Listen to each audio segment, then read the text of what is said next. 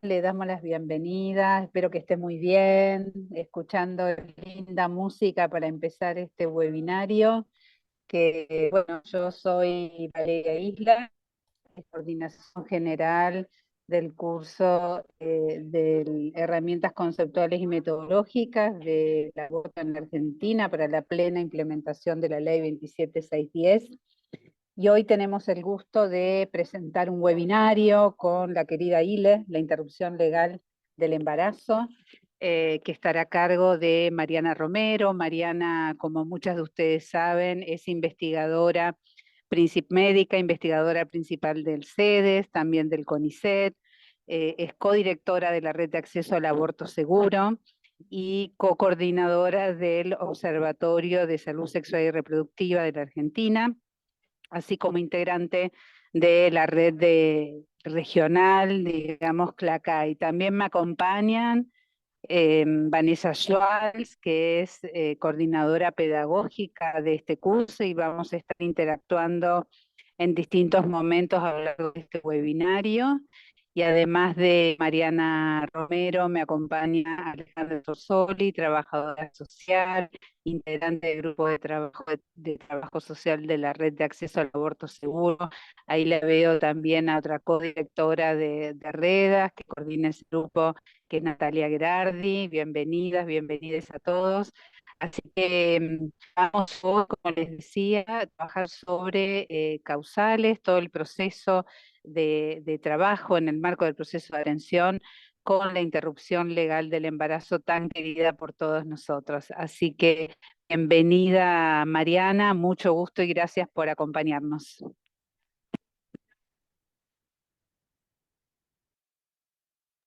Ahí está. Hola, buenas tardes, ¿cómo están? Gracias, Valeria, por la presentación.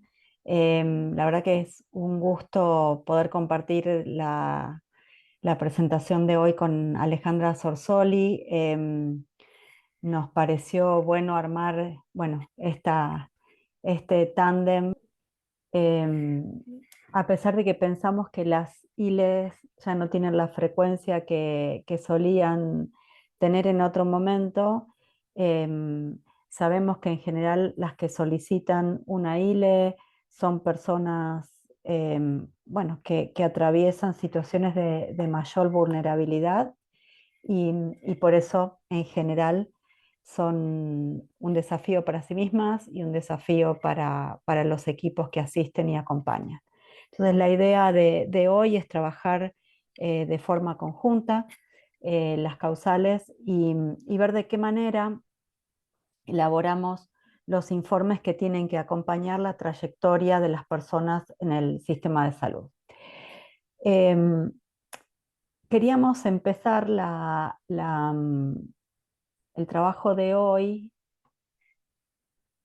con, a ver si, con un disparador eh, para el que vamos a usar el Menti, que es que nos gustaría muy rápidamente que ustedes puedan colocar en el Menti qué elementos incluyen cada uno de cada uno de ustedes al considerar la causal salud. El Menti lo va a poner Vanessa en un link en el chat que ustedes tienen, y pueden participar, y les damos unos momentitos para eso. Bueno, van viendo en la conformación que va tomando justamente la nube de palabras. Veíamos que en la nube de palabras que se había formado había por lo menos tres palabras que aparecían más grandes en el centro, Ahí que está de tienen que nuevo, ver, Mariana, ¿lo puedes sí, ver? ahí se ve perfecto, que tienen que ver Perfecto, con buenísimo. el proyecto de vida, con la salud mental, con el contexto social, y con la violencia, ¿no? Aparecen esas probablemente como los elementos que ustedes más identifican al momento de considerar la causal salud. Entonces me gustaría justamente retomar estas palabras que ustedes han puesto y que aparecen, como digo, en el centro de la nube, porque son las que tienen más peso en lo que ustedes han compartido, y ver si es parte de lo que recuperamos en esta presentación con Alejandra y cómo estas 3 palabras que ustedes ponen ahí como elementos que consideran el proyecto de vida, la salud mental y el contexto social, aparecen a lo largo de este recorrido y sobre todo cómo se plasman esos elementos en el informe que ustedes tienen que hacer para acompañar la decisión de la persona que, que solicita un aborto, teniendo que invocar causales porque o su aborto va a ser de más de 14,6 semanas, o porque desde el momento en que lo solicita hay una causal que acompaña, independientemente de la edad gestacional. Entonces, Vane, ahora vuelvo a mi presentación.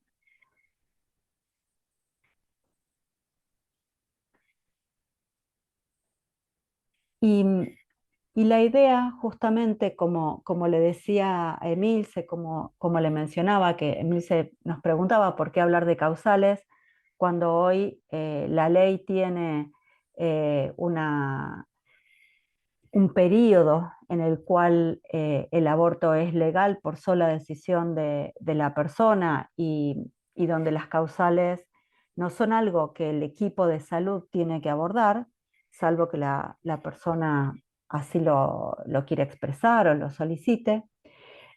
Como les dije, trabajar este informe de causales y cómo se aborda, compartirles una propuesta de informe, que es una propuesta, no quiere decir que todos los informes tengan que ser así, pero es una propuesta que trae Alejandra, habiendo trabajado en esto bastante, y compartirles la experiencia concreta que Alejandra y su equipo han desarrollado, y después, bueno, recuperar preguntas y comentarios parte de ustedes.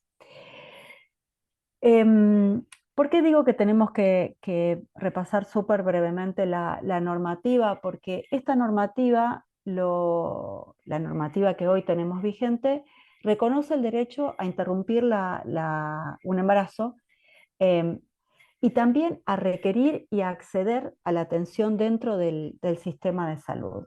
Y ese derecho a decidir la interrupción y acceder y a requerir y acceder la atención dentro del sistema de salud está plasmado bajo 2 condiciones, ¿sí?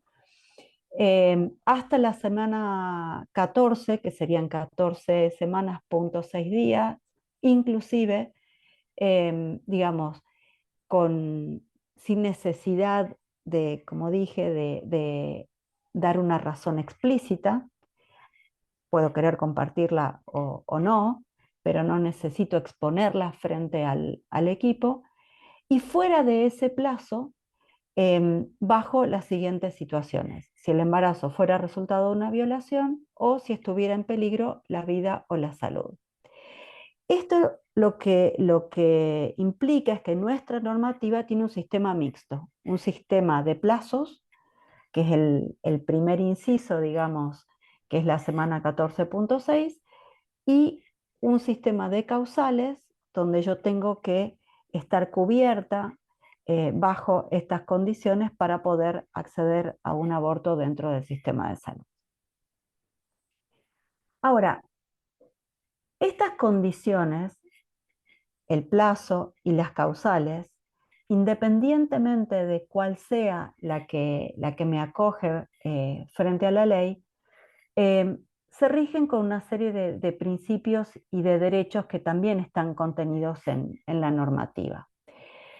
Es el derecho al trato digno, o sea, el respeto por mi persona, por mis creencias, por mis convicciones, mis preferencias, el derecho a tener privacidad y en ese sentido un ambiente de confianza, de intimidad donde ocurra la atención, el derecho a la confidencialidad, donde haya por un lado el resguardo del secreto médico y también de la confidencialidad de lo que yo comparto durante esa instancia de intercambio con el equipo de salud, la autonomía de la voluntad, donde se entiende que cada una de las personas que solicita un aborto tiene la capacidad para tomar su propia decisión, el acceso a la información y para ello, por un lado, de parte del equipo, una escucha activa y respetuosa y también la provisión de información para que eso se constituya en un intercambio y en la posibilidad de que esa decisión que yo tomo sea con toda la información que está disponible de forma veraz, de forma precisa. Y también el principio de calidad, que es que esa atención ocurra bajo los estándares de la Organización Mundial de la Salud, porque eso es lo que pone como estándar la ley, y en el marco de los derechos humanos.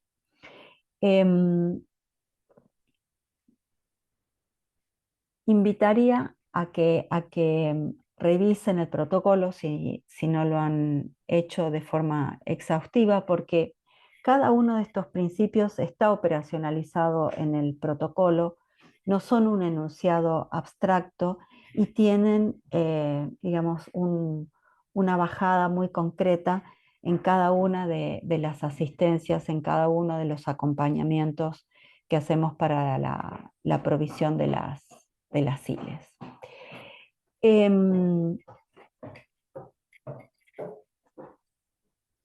Cuando hablamos de causales, vimos que existen dos incisos, el que da lugar a la causal violación, que es el que ustedes ven ahí, y que es, digamos, el derecho de una persona a decidir y acceder a la interrupción del embarazo si ese fuera resultado de una violación, para lo cual se requiere la declaración jurada frente al personal de salud que la asiste. Y este es un tema en sí mismo y hoy no lo vamos a tratar, pero no quiero dejar de mencionarlo como una de las causales. Y la causal salud, ¿no? Que es el derecho de la persona a decidir y acceder a la interrupción del embarazo si estuviera en peligro su vida o su salud, ¿no? Y, y la premisa de la cual tenemos que partir es, por un lado, interpretar la salud de acuerdo con la definición de la OMS. Y esto no significa repetir la definición como un mantra, sino entender que esta es la definición que adopta la pirámide normativa de la Argentina, que está plasmada en muchos de los instrumentos jurídicos de nuestro país, y que esa visión de integralidad, ¿no? de estas dimensiones de la salud, no como compartimientos estancos, sino justamente como compartimientos que se interrelacionan, es lo que sostiene la interpretación de la causal. Y la causal debe entenderse como la potencialidad del riesgo de afectación al bienestar físico, mental y social. Fíjense que parte de la idea del bienestar físico, no de la afectación de la salud, ¿sí? Sino de la afectación de este bienestar que tenemos como personas en nuestros ámbitos físico, mental y social y la interrelación que existe entre ellos. Entonces, hay una serie de pautas que tenemos que tener en cuenta al momento de pensar cómo se interpreta este riesgo o este peligro. Por un lado, este peligro para la vida o para la salud debe ser constatado e informado en el marco de la atención sanitaria, ¿no? Conforme a los derechos, al trato digno, al acceso a la información y a la autonomía de las personas gestantes. ¿Por qué decimos que debe ser constatado e informado? Porque una persona puede haber iniciado una gestación, no necesariamente de forma intencionada, pero haber aceptado o haber incorporado esa gestación a su proyecto de vida, y pueden haber surgido situaciones o factores por los cuales esa gestación que inicialmente empezó de una manera se transforma en un peligro para la vida o para la salud de esa persona. Si el equipo de salud constata ese riesgo, tiene el deber de informarle a la persona que ese riesgo existe. Esto no significa, obviamente, agobiarla a la persona con temores, agobiarle a la persona con un riesgo desmedido, pero sí la persona tiene el derecho a ser informada acerca de este riesgo y a tomar una decisión respecto de lo que le está ocurriendo, con información, con protección para la salud y con derecho a la atención sanitaria, ya sea para interrumpir ese embarazo o para continuarlo. A veces un embarazo puede afectar la salud mental de forma repentina, de forma aguda, incluir el dolor psicológico y el sufrimiento mental porque ese embarazo eh, afecte el bienestar en el sentido de tener que interrumpir su proyecto de vida, su decisión de estudiar, su trabajo al que recién se incorpora, la posibilidad de cuidar a otros o de sostener un proyecto personal en la cual está sumamente involucrada y eso afectar la salud mental. Eso también debe ser considerado como un factor a tener en cuenta dentro de, de esta evaluación, digamos, de las causales. En ningún momento el peligro, porque así de esto habla, debe entenderse como una afectación concreta. Siempre debe entenderse como la posibilidad de que afecte la salud o el bienestar de la persona. Estamos hablando de probabilidades, ¿sí? No estamos hablando de que yo hubiera constatado el daño que ese factor específico puede haber ocasionado. Por supuesto que el daño, si lo constato, lo informo también, pero lo que quiero decir es que no tengo que esperar a que ocurra ese daño. La sola probabilidad de que se afecte la salud debe ser considerada y debe ser informada a la persona. Tampoco debo exigir ni debe exigirse un peligro de una intensidad determinada. ¿Qué quiero decir con esto? No es que yo tenga que tener una probabilidad alta de que esa afectación ocurra, sino que debe existir un riesgo. Y ese riesgo, que puede ser un riesgo leve o un riesgo mínimo para determinada persona, puede ser un riesgo intolerable para otra persona. Y esa posibilidad de ponderar en la situación personal y única de cada una de las personas es lo que nos hace tener que ponernos con cada una de las personas que solicita una interrupción del embarazo o que la está contemplando en la consideración de esa situación única para exponer los riesgos.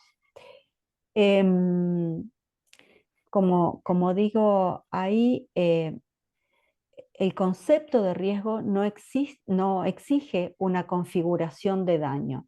No es que yo tengo que constatarlo o saber con certeza que ese daño va a ocurrir. La sola posible ocurrencia es lo que nos permite hablar de una causal salud.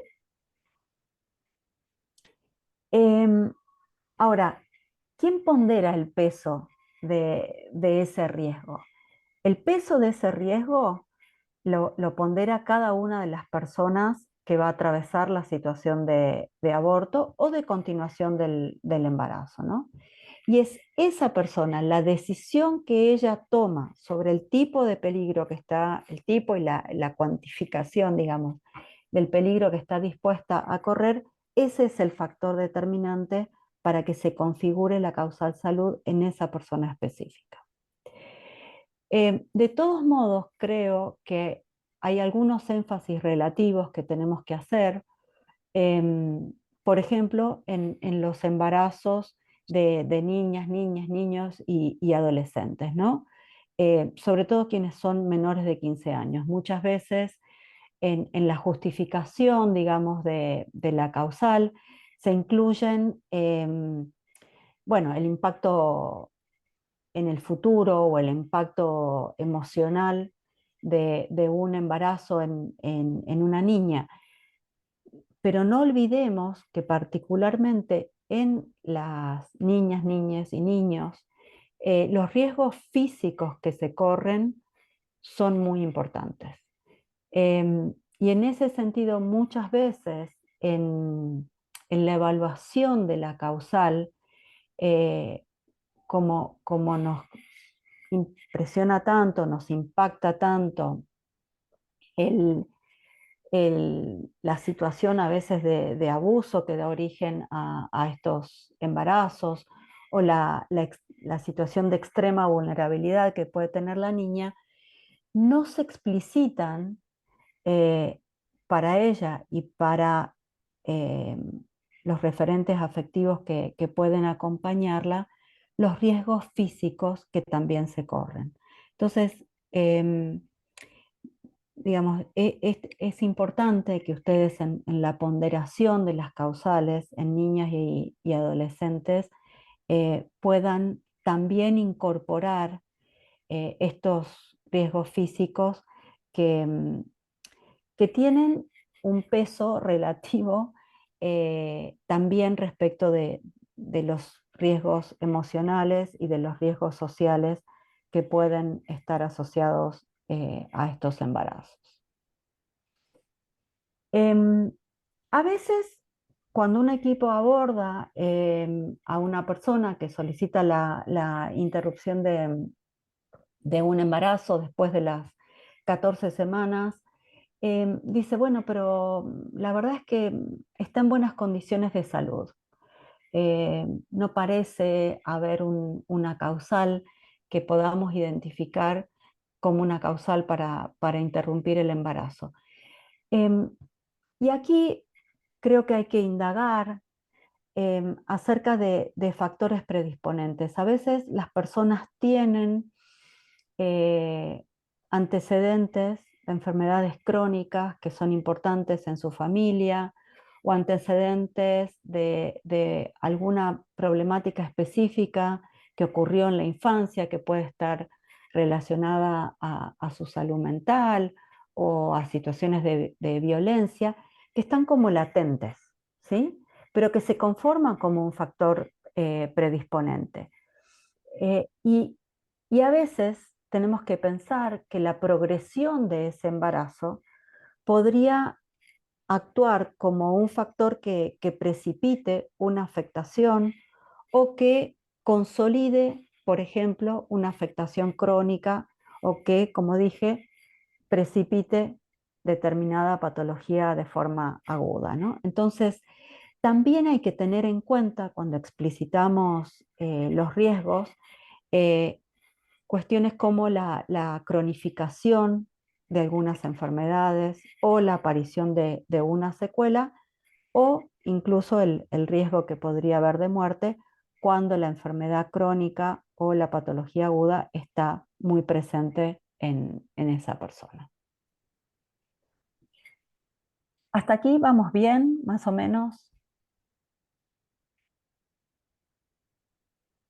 Vane, contame si hay algún comentario en el chat y si no, sigo. Hay algunos comentarios, pero quizás está más adelante en tu exposición. Uno Bueno, respecto sí, de, en todo decime. caso, respecto de cómo considerar la pobreza y también respecto a los plazos. ¿Qué implican las 14 semanas, 14.6? Hay algunas discusiones al respecto. Hubo un intercambio ahí paralelamente mientras vos estabas haciendo tu exposición. Sí, yo soy el de intercambio, Néstor Moscardi. Yo soy el jefe de servicio de obstetricia del Hospital Materno Infantil de Mar del Plata. Bueno, si les parece, Sí. yo cierro la exposición, vemos lo de Alejandra, que va a responder probablemente a uno de los comentarios que se recibió, y después miro el intercambio en el chat y respondo sobre eso, si les parece. ¿Ok? Ok, Gracias, Néstor. Bueno, entonces, cuando vamos a a redactar este informe de la causal salud, siempre nos preguntamos, bueno, ¿cómo recabo esto que va a constituir la sustancia de lo que va a constituir el informe? Para eso hay una premisa que es clara, que es la escucha activa y atenta a lo que la persona nos comunica. A veces la persona viene con, con su propio relato y va exponiendo razones. A veces la persona necesita que hagamos preguntas y, y bueno, y en base a eso es que se va construyendo, digamos, este informe. Lo que es importante es que estas preguntas eviten la revictimización o los cuestionamientos. Y sé que esta es una audiencia particularmente sensible y demás, pero muchas veces la manera en que preguntamos, y ahí es bueno escucharnos en eso, da lugar a la percepción de la persona de que hay cierto cuestionamiento sobre su decisión. Entonces, hacer las preguntas, enunciarlas de una manera que lo que a la persona le haga percibir es nuestro genuino interés en que las razones queden explicitadas, en que lo que estamos haciendo no es una indagación y una como mirada inquisitiva sobre sus razones, sino que lo que estamos tratando de hacer es entender junto con ella este informe que tenemos que a veces compartirlo con otros colegas si vamos a derivar, o es el informe que tiene que plasmar lo que a esa persona mejor le cierre respecto de las razones por las cuales está solicitando la interrupción de ese embarazo, ¿no? Y siempre dar espacio a que la persona explicite el motivo. A veces las personas enuncian un motivo al inicio de la entrevista y cuando estamos terminando, ese motivo es revisitado, ¿no? Es revisitado porque la persona sintió una situación de mayor confianza y entonces puede explicitar mejor cuál es la razón para interrumpir. A veces la persona se sintió habilitada para compartir la ambivalencia. Las personas también tienen ambivalencias y dudas y en un clima de confianza pueden explicitarlas y entonces es bueno que eso surja durante la entrevista. Y bueno, eh, se reescribe el motivo por el cual la persona está solicitando el aborto, ¿no? Ahora, el informe debe además incluir cualquier situación que potencialmente agrave la salud, ¿no? Además, es importante que la persona conozca los riesgos que puede tener por interrumpir y por continuar, y que sea la persona la que pondera esas alternativas. Eso es parte del proceso de la entrevista. Esto no significa que si la persona tiene la decisión tomada, yo igual le diga cuáles son los riesgos. No, digo, tampoco, de nuevo, no voy a abrumarla con información, pero sí es necesario muchas veces en esta ponderación que hacen las personas, exponer los riesgos que tiene, como dije, de interrumpir y de continuar ese embarazo, y también ponderar las alternativas que la persona tiene, ¿no? Sobre todo si como ella puede expresar, hay ambivalencias o hay dudas respecto de esa decisión que va a tomar. ¿Quién informa? ¿Quién da esta información? Bueno, la tiene que dar un profesional de la salud. En los equipos y los servicios se constituyen con distintos profesionales de la salud. A veces quien hace una primera entrevista de recepción es distinta de la persona que después va a informarle la causal. En otros casos es la misma persona que toma el detalle, aunque el procedimiento lo haga otro personal del equipo. Em, digamos, no es que hay una profesión específica dentro del equipo de salud que es la más habilitada o la especialista en hacer informes de causal salud. Eh, digamos, pueden ser distintas personas según el momento y puede haber distintas conformaciones de esos equipos y distintas puertas de entrada a ese equipo, ¿no? Puertas de entrada me refiero a que puede haber sido una consulta ginecológica, pero también una consulta de salud mental o la consulta en trabajo social ante otro problema y donde surge un motivo o una causal para interrumpir un embarazo. Muchas veces nos preguntamos, bueno, pero ¿no será mejor trabajar en equipo? ¿Puede ser un equipo el que informe la causal? Sí, siempre que eso no constituya una dilación, una demora o un obstáculo para que la persona acceda.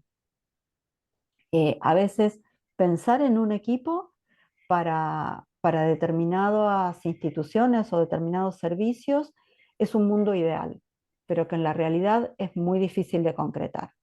Entonces, ¿qué necesitamos? Un profesional de la salud. Y si hay un equipo, perfecto. También nos preguntamos muchas veces, bueno, pero no estoy segura, ¿puede haber una interconsulta frente a una causal?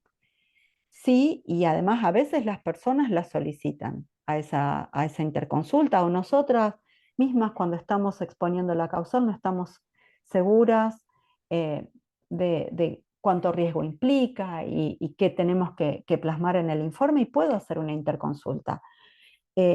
Siempre y cuando eso no constituya una dilación o un obstáculo para que la persona continúe el proceso de atención.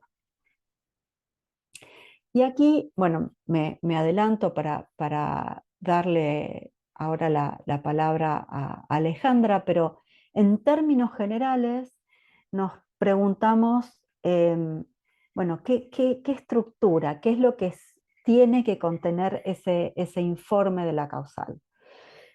Tiene que contener antecedentes relevantes de la historia reproductiva. Esto es súper importante. Piensen que en general las causales, como dijimos, se van a informar y luego a certificar a partir de la semana 14, a partir de la semana 15 en realidad, de embarazo, y empiezan a ser relevantes algunos antecedentes de la historia reproductiva que sobre todo para quien va a asistir al proceso de aborto son importantes. Si hay gestas previas, si hay cesáreas previas, si hubo otras complicaciones de salud en embarazos anteriores, esa información es particularmente relevante para poder acompañar la decisión del tipo de procedimiento de aborto que finalmente ocurra y también posibilidad de complicación si la hubiera en alguno de estos casos. El informe también tiene que contener la integralidad de la salud en las propias palabras de la persona. Los informes que recuperan los testimonios de las personas, no obviamente todo lo que ocurrió en la consulta y sin violar la confidencialidad, pero muchas veces el motivo de interrupción con las palabras de la persona es súper contundente para trabajar este informe. La situación psicosocial de la persona, el contexto de este embarazo, o sea, por un lado la edad gestacional, pero también cualquier antecedente clínico de relevancia en este embarazo en particular, la fecha de la primera consulta y el efector o efectores que hubieran intervenido en esa primera consulta. Y es importante la primera consulta porque recuerden que bajo la ley el plazo es de 10 días para dar acceso a la interrupción del embarazo, contados, digamos, desde la fecha en que esa primera consulta ocurrió. ¿Y qué es lo que certifica esta causal? Que el profesional o que el equipo que está interviniendo acompaña la ponderación de los riesgos que hace la persona, digamos, involucrada, y que por eso garantiza el acceso a la interrupción legal del embarazo bajo la normativa vigente.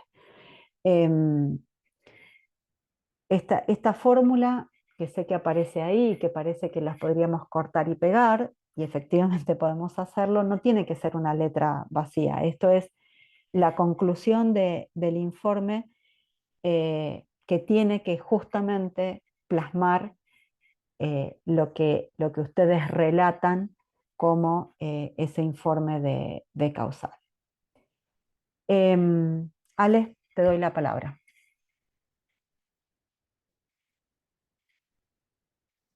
Hola, hola. Se te escucha perfecto, Ale. Bien, Sí. buenísimo. Bueno, ¿cómo están? Buenas tardes a todos. Bueno, voy a dar una pequeña introducción respecto de cómo pensamos un poco con Mariana la propuesta de mostrar este informe, y de dónde parte el informe para que se entienda un poco el contexto. Por un lado, explicar que este informe tiene que ver con, bueno, una redacción, un ejemplo. Yo formé parte hasta hace muy poquitos meses. Actualmente soy parte de la Dirección de Trabajo Social de la Secretaría de Salud Pública de Rosario, de la municipalidad. Y actualmente me desempeñaba en un hospital de tercer nivel de complejidad durante 18 años, en donde acompañaba procesos de interrupciones de embarazos, eh, legales, voluntarios, y legales también. Al ser un hospital de tercer nivel, abordábamos justamente situaciones de mayores complejidades y de edades gestacionales más avanzadas.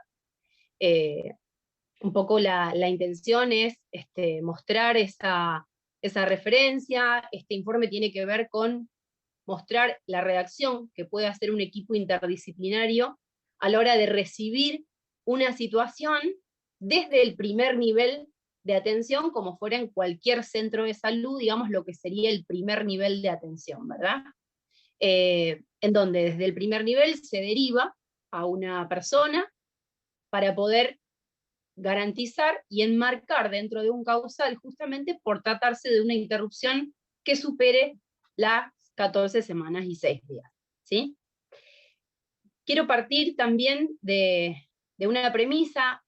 Primero, también transmitir, digamos, que la intención de mostrar este ejemplo, como decía Mariana al inicio, no tiene que ver con que esto tenga que ser un modelo de copiar y replicar, sino mostrar un ejemplo de una redacción de un causal salud puntualmente, en donde a veces puede ser un poco más complejo cómo transmitir eso que escuchamos y cómo poder plasmarlo en esa narrativa descriptiva que tenemos que poder hacer en un papel para poder conformar dentro de lo que es el marco legal, la historia clínica, y poder enmarcar como corresponde la causal en el marco normativo legal vigente. ¿Sí?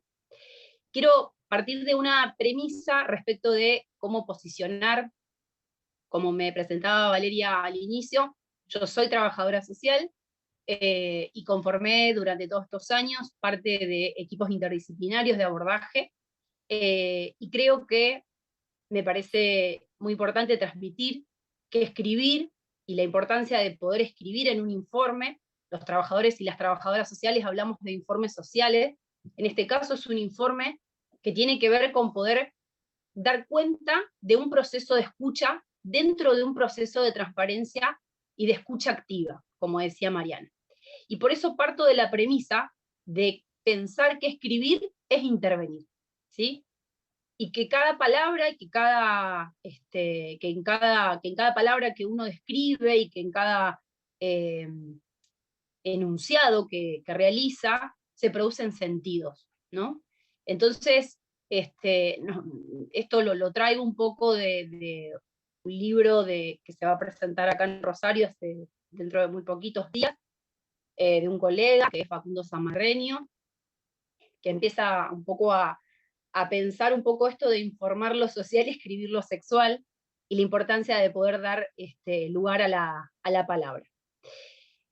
Si se puede ir pasando y vamos entrando ahí directamente al ejemplo. Bien. Una cosa que no aparece ahí y que me parece sumamente importante de mostrar, que un informe, para poder redactar un informe de causal, todo informe tiene que tener una fecha. Y miren qué cosa tonta digo, ¿sí? Pero es muy importante poner una fecha, ¿sí? Yo he recibido informes de derivación, que nosotros en ese momento los recibíamos a través de correos electrónicos, en donde se escribía un renglón y medio, sin fecha, sin datos del paciente o de la paciente, y sin ningún tipo de descripción de nada. Digamos, había relatos muy, pero muy cortitos, en donde se decía las descripciones así de la gestación, y sí, a veces hasta se olvidaban de poner los datos. Entonces, me parece que, le decía a Mariana, yo creo que es importante mostrar una estructura de informe, ¿sí? Y por eso marcar. Ahí no aparece, y por eso lo menciono, un informe tiene que tener fecha, ¿sí? Y una de las primeras cosas son estas cosas muy básicas que aparecen acá, pero que también son más que importantes resaltar. El nombre y apellido, el DNI, todos los datos básicos de una persona, ¿sí? La fecha de nacimiento, la edad, su lugar de residencia, el domicilio, el teléfono, a qué se dedica, cuál es su nivel de educación, qué tipo de territorio tiene, ¿sí? Acuérdense que estoy hablando desde un lugar de un hospital de tercer nivel de complejidad, ¿sí? Y también, ¿por qué no? Si lo vamos a derivar a otro lugar, o si tenemos que pensar en otra persona que pueda leer este informe, escribir cuál es el equipo tratante de segundo o tercer nivel de complejidad. Si pasamos a la otra diapo.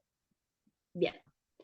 El relato inicial, por medio de la presente, se informa la situación de la paciente, el nombre y apellido, que se presenta a través del equipo del territorio del centro de salud, y referencial cuál es ese centro de salud, ¿sí? Que expresa el planteo que realiza la paciente respecto de no continuar con su gestación en curso, según la ecografía que le solicitaron desde el centro de salud, la cual informa, y ahí ponía, edad gestacional con fecha tan adjunto. El adjunto tiene que estar la ecografía.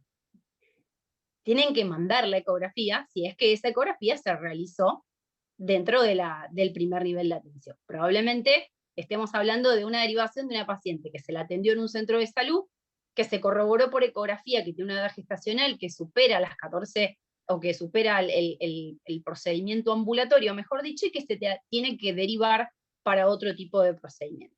Y para lo cual requiere un informe, ¿sí? Cuando ponemos la edad gestacional, también parece un detalle, pero también es importante poner la edad gestacional actual, ¿sí? La edad gestacional que se tiene al día en que se realiza la fecha del informe, con ecografía con fecha tal, y adjuntar la ecografía, ¿sí? Tras recibir la evaluación del centro de salud, nos ponemos en contacto con la paciente, la cual se la cita a una entrevista conjunta con psicología y trabajo social, dado el causal al que hacían referencia desde el equipo del territorio, propiciando una escucha que habilite la palabra, las dudas y la decisión tomada, ¿sí?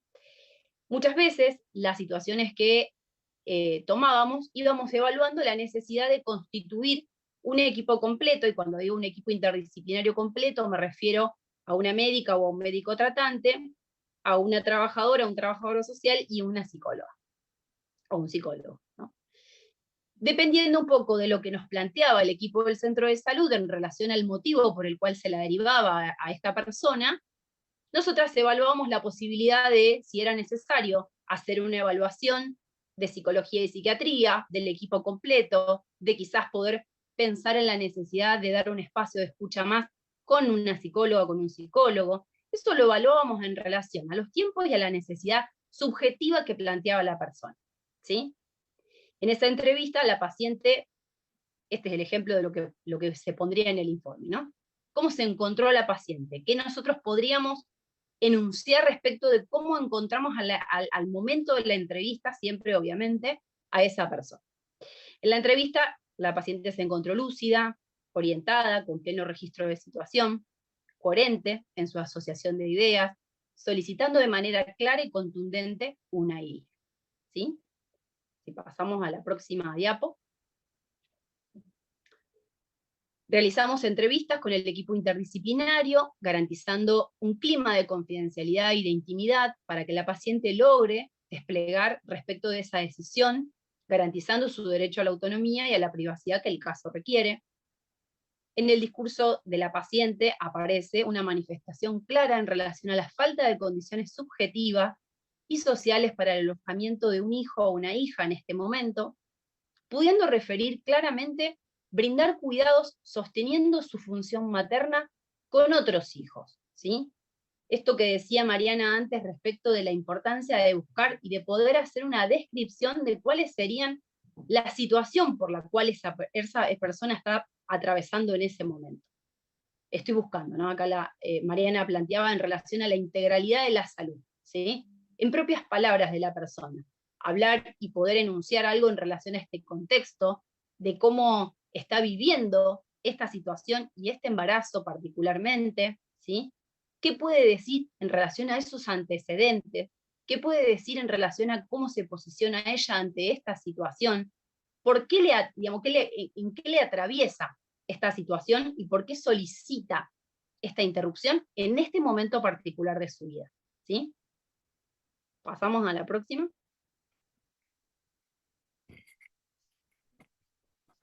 Pudiendo haber descrito todo esto, y en relación a la afectación que podemos visualizar en una entrevista, podemos escribir un párrafo como el que está escrito en este ejemplo, que dice: por lo arriba expresado, garantizar desde el encuadre de causal, de causal salud, la ILE, como causal no punible para el aborto, dado que se visualiza la potencialidad de peligro en la afectación de la salud de la mujer, y habiendo garantizado la información necesaria para que pueda entender el proceso que está viviendo, es importante poner a disposición las condiciones médicas, higiénicas, necesarias para llevarlo adelante de manera rápida, accesible y segura.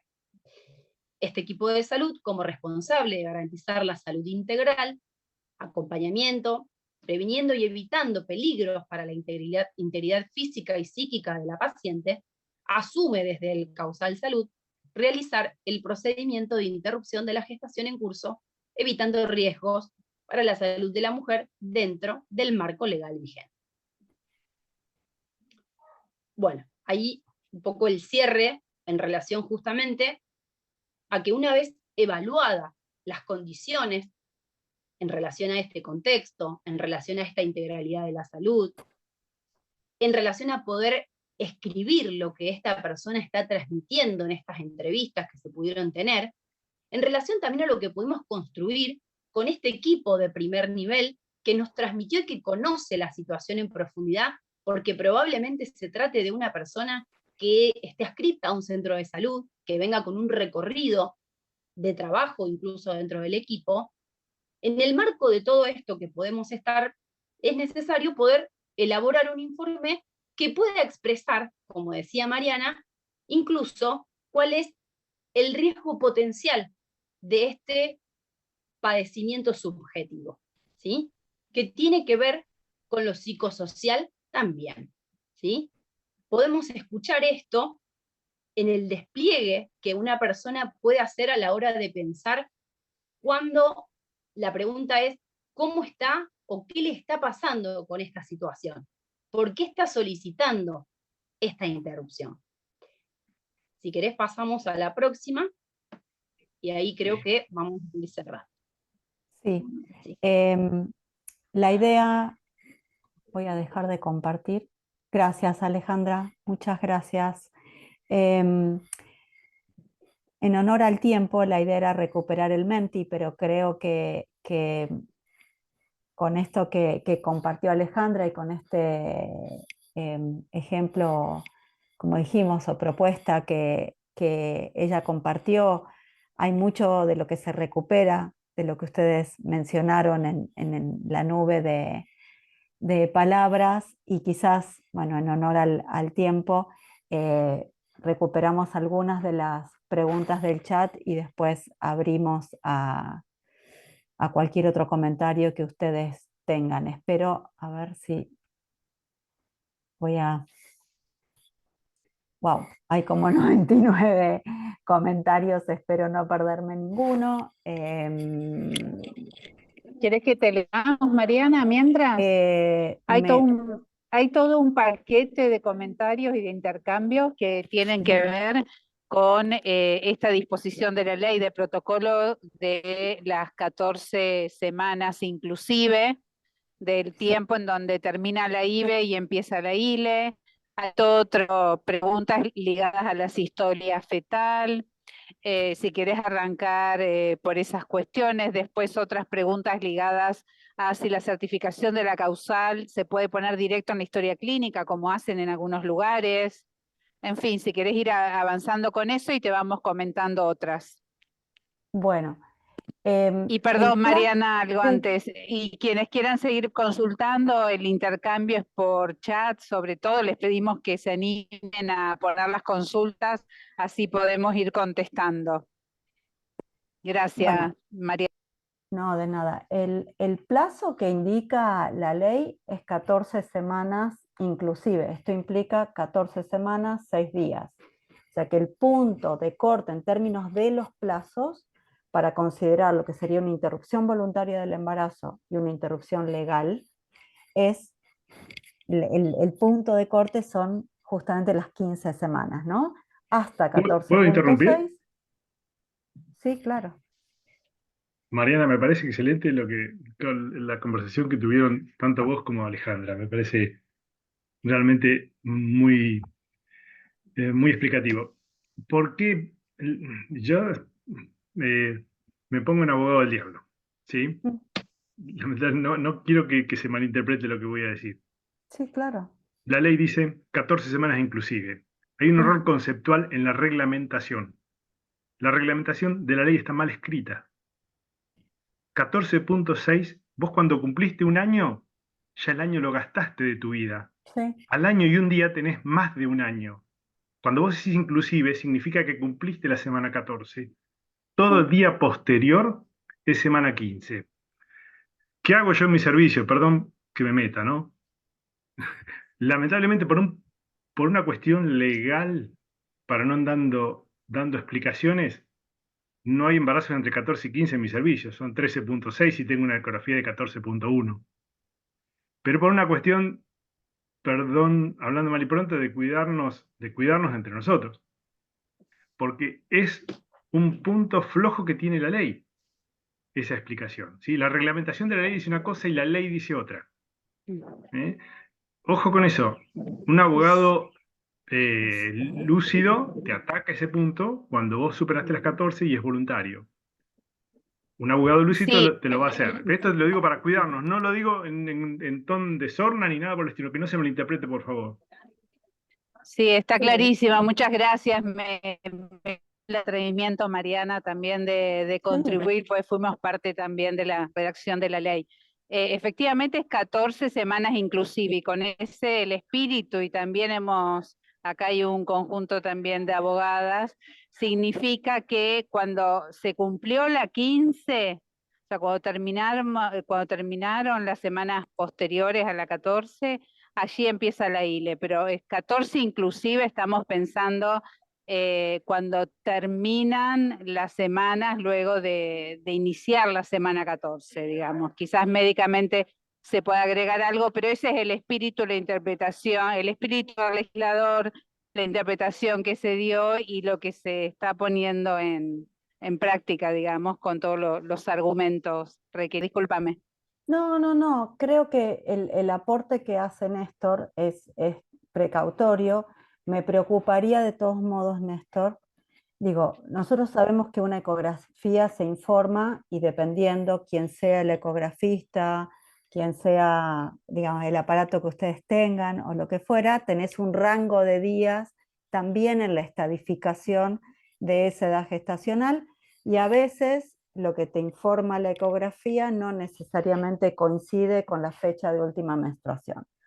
Por supuesto que cuando hay un abogado con mala fe, te va a encontrar fallas ahí y en cualquier otro lugar. Me parece que el punto acá, o invitaría a que, digamos, yo entiendo que vos digas, bueno, por precaución nosotros ponemos siempre, no sé, 13 semanas X, pero tengas siempre un sostén para eso, ya sea que tu ecografía te permite sostenerlo, que la fecha de última menstruación te permite sostener eso, porque si no también le dejas abierta una puerta a estos...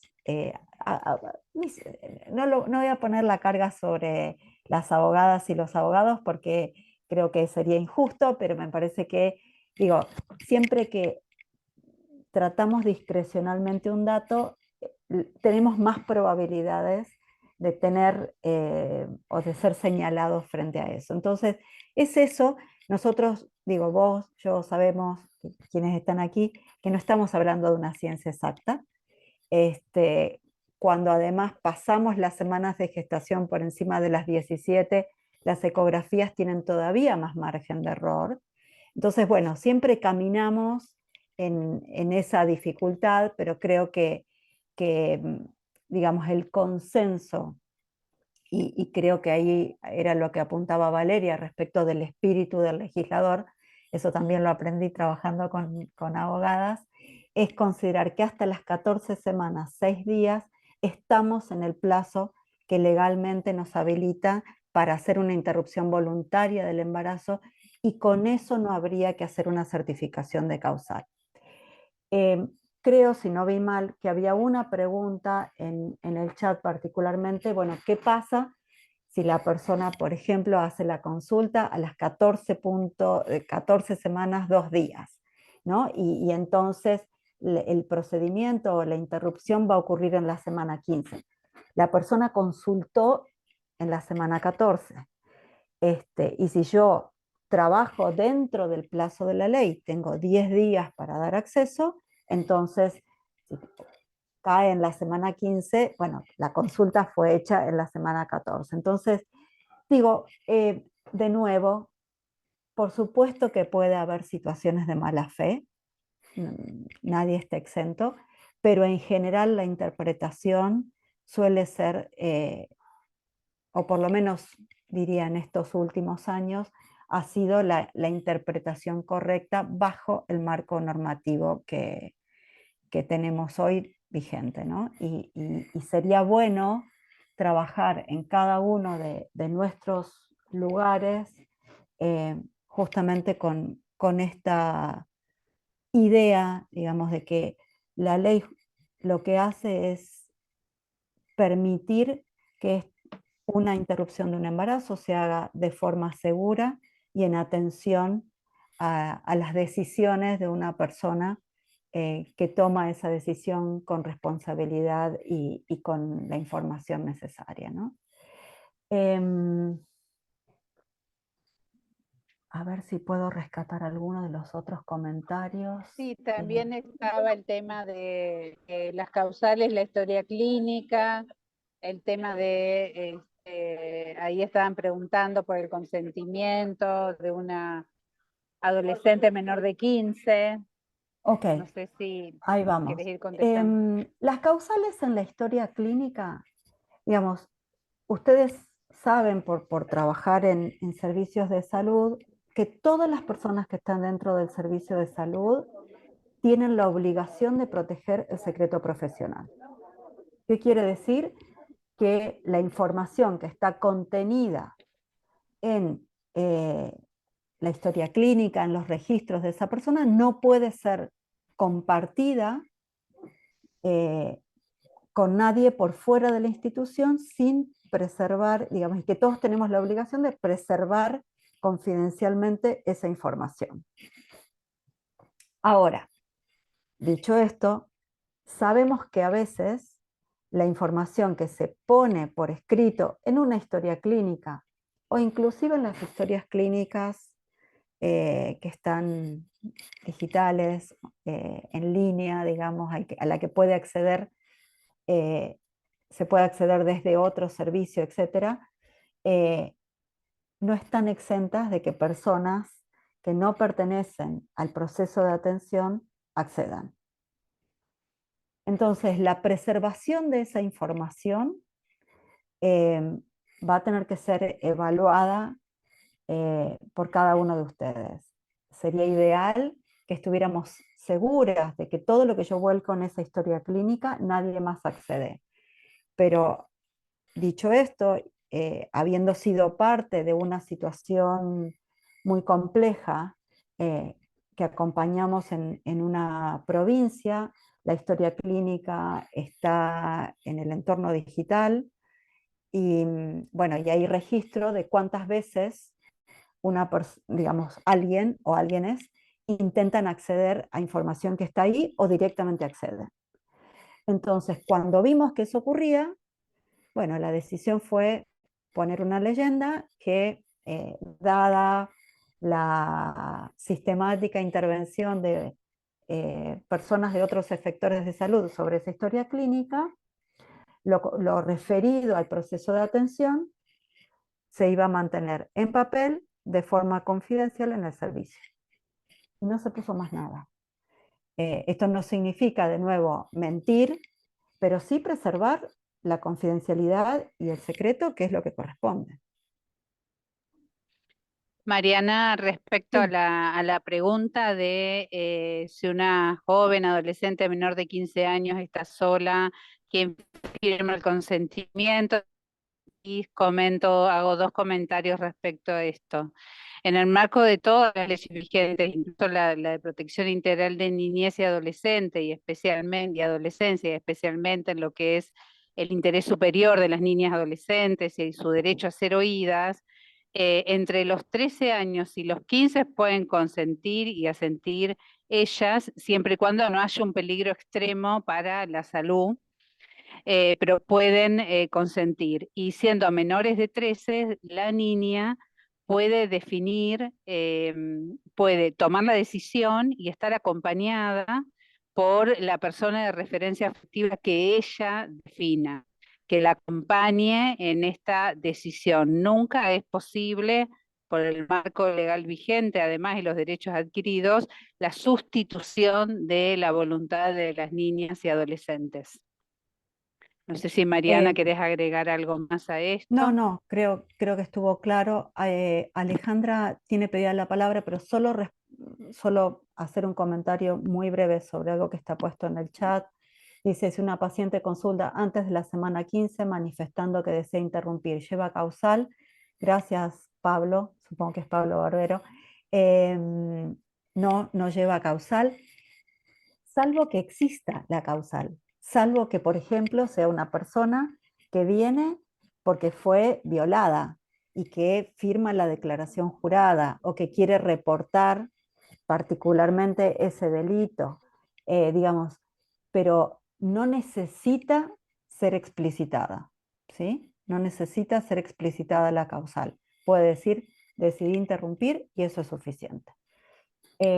Ale, vos tenías la mano levantada, pero está silenciada, ¿eh?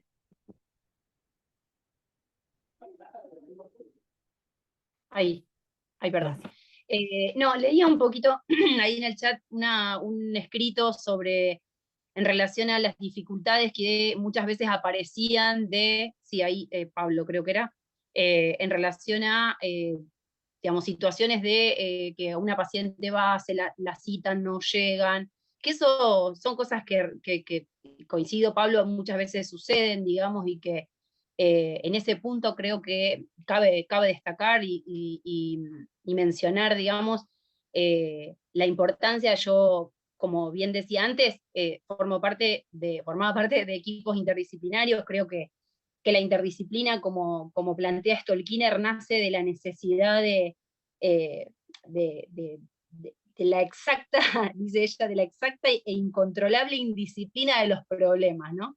Creo que pensar en la necesidad de la interdisciplina para poder hacer abordajes de situaciones de este orden, como las que planteaba Pablo, creo que serían sumamente importantes, incluyendo incluso muchas veces a las compañeras o que nos son de soporte muchas veces para los equipos de salud, compañeras socorristas, compañeras de grupalidades colectivas feministas que nos brindan, digamos, en muchas veces soportes para el acompañamiento de situaciones que requieren de otro acompañamiento, de un acompañamiento mucho más necesario, digo, porque hay veces que las situaciones son realmente de una complejidad a nivel social, a nivel de la vulnerabilidad de esa persona, que hace que esas situaciones se agraven a la hora de llegar a un turno, de llegar a un horario programado, de levantarse a la mañana. Digo, hay un montón de cuestiones a analizar a la hora de pensar en el contexto,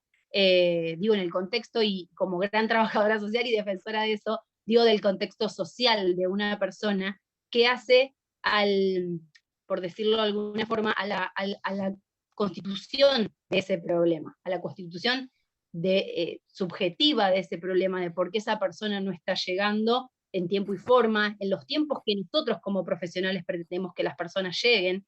Digo, los tiempos y las normalidades para otras personas son otras, muchas veces, y requiere de otras adaptaciones de los equipos de salud para poder ayornarnos y acompañar esos procesos, ¿sí?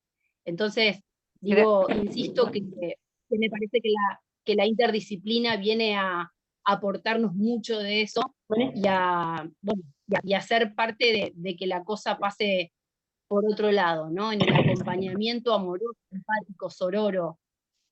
Gracias, Ale. Ya vamos a ir cerrando mientras hay una pregunta relacionada con la sistolia y si está contemplado en la ley, etcétera. Mientras vamos encarando esa respuesta y ese comentario, les dejamos una encuesta de evaluación del encuentro para que por favor en un intercambio nos hagan su devolución. A nosotros nos sirve mucho para próximos encuentros. Si tienen algunos otros comentarios o consultas, aprovechen también a dejarlos, que ya estamos en los últimos minutos, digamos, del webinario. Mariana, ¿querés comentar esta gracias, consulta, Valeria. sobre todo en relación a las prácticas de calidad, ¿no? Exacto. Bueno, la sistolia es el procedimiento que tenemos para garantizar que lo que tenemos es un aborto y no un nacimiento vivo, ¿no? En ese sentido, digamos, sabemos que más allá de las 20 o 22 semanas, dependiendo del lugar, el contexto, lo que puede ocurrir es una sobrevivencia transitoria de ese feto, digamos, una vez que está fuera del útero, y si las semanas de gestación son todavía mayores, bueno, la posibilidad de sobrevivencia de ese nacimiento. Entonces, si la decisión es un aborto, lo que nosotros necesitamos es que para que ese aborto se produzca no haya un nacimiento vivo. La posibilidad de garantizar eso es a través de las historias. La sistolia no tiene esto de que es legal o no es legal, porque es un procedimiento que se hace como parte de la garantía de la calidad de la atención.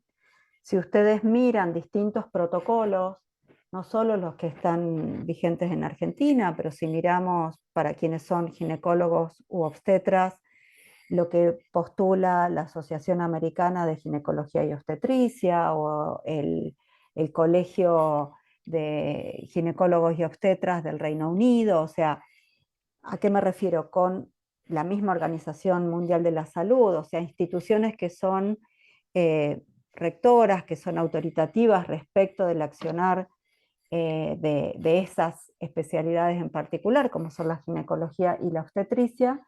La sistolia es parte del proceso de atención y es parte de garantizar un proceso de atención de calidad, tanto para la persona que atraviesa el aborto como para el equipo que asiste a ese aborto. Y esto me parece que es importante porque inclusive, digo, ahí tuve la posibilidad de participar de alguna de estas discusiones con algunas de las personas que han elaborado estas guías, ¿no? Y algunas de estas guías dicen, bueno, que no hay un beneficio directo.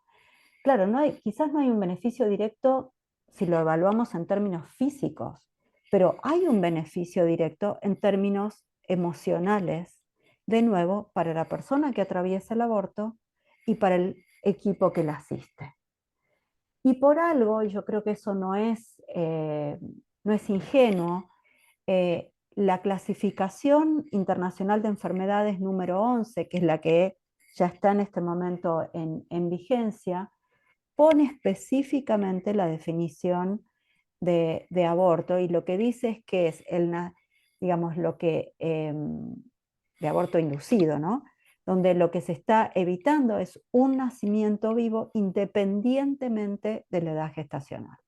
Entonces me parece que teniendo en cuenta esto, teniendo o habiendo visto la experiencia de lo que significa acompañar abortos después de las 20, 22 semanas, y lo que les significa a las personas que atraviesan esos procesos y al equipo que asiste, la sistolia, creo cada vez más, es uno de los procedimientos que debe estar incorporado a una atención que se considere de calidad con los estándares que hoy tenemos disponibles. Y le doy la palabra a Ale porque tiene la mano levantada y seguro quiere hablar de que si siempre hay causal.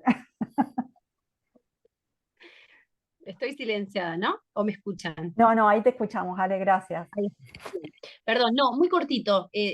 Primero aclarar nuevamente que yo me remití a algo muy acotado respecto de mi experiencia, y cuando hablaba de los equipos de trabajo, hablaba del equipo de trabajo del que yo formé parte, ¿sí? Cuando nombré a los profesionales o a las profesionales que nombré, ¿sí? Cuando hablamos de equipos profesionales para la intervención de aborto, hablamos de las obstétricas, hablamos de enfermería, hablamos de un amplio abanico de profesionales de la salud. Lo aclaro para las colegas que andan por ahí, que recibí el mensaje y que no era la intención no nombrarla, sino, bueno, que yo me refería más específicamente al equipo de trabajo con el que veníamos abordando las situaciones de interrupción de embarazo. Pero bueno, muchas gracias por recordármelo y la aclaración más que válida. En relación a si siempre hay causal, muchas veces hemos escuchado, digamos, a ver, de eso se trata, de una escucha empática que permita la posibilidad de poder desentrañar algo de eso que hay que poner en narrativa, ¿sí? Entonces, hemos encontrado muchas situaciones de mujeres o de personas usuarias que venían al servicio a poder explicar que en realidad las habían obligado a venir y que no querían abortar, y eso es que no haya causal, claramente. Digo, como ese ejemplo puede haber algunos otros, que por los tiempos ya no quiero ser tan exhaustiva, digamos, en los detalles, pero sí puede haber situaciones en las que un equipo pueda escuchar claramente que no haya un causal. Eso no quiere decir que la persona no tenga razones. Lo que a veces ocurre es que les cuesta explicitarlas o a veces no las quieren compartir. Y que decida no compartirlas está bien, siempre y cuando esté dentro del plazo de la IVE. Y si está en la ILE, bueno, necesitamos poder recabar algo de información para poder construir ese informe, ¿no? Pero las personas siempre tienen razones, para sí mismas o para el resto.